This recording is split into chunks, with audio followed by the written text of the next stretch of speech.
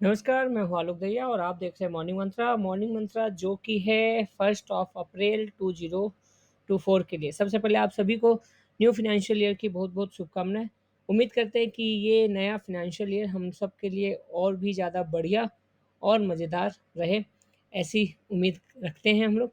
बात करते हैं सबसे पहले बैंक निफ्टी की। बैंक निफ्टी में देखिए पिछले हफ़्ते की वीकली जब हम आपसे बात करते हैं वीकली हाल-चाल के ऊपर में, तो याद होगा आपको कि हमने हैमर फॉर्मेशन कहा था along with the crucial support of 46,200।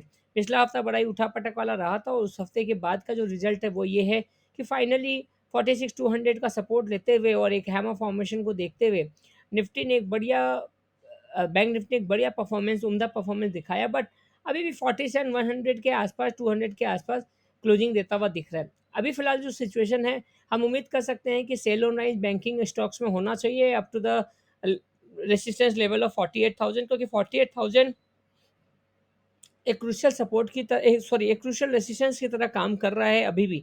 तो with the stop loss of 46,200 and with an immediate important line of 47,000, bank Nifty में थोड़ा-सा बुलिश हम बनते हुए नज़र आ रहे हैं अगले हफ्ते के लिए।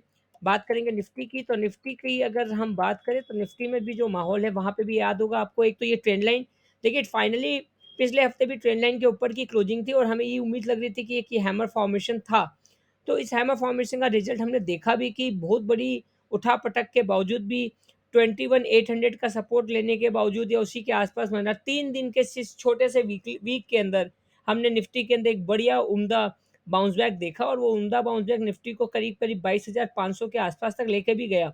अब सवाल यही है कि 22,500 क्रॉस नहीं कर पाया, उसके ऊपर की कोई क्लोजिंग नहीं मिली है और एकदम अमूमन एक क्रूशियल रेजिस्टेंस के आस-पास वो भी है। तो बैंक निफ्टी में 48,000 और निफ्टी के अंदर 22,500, 22,500 बहुत इंपॉर्टेंट लेवल अब एज ऑफ नाउ हो गए हैं।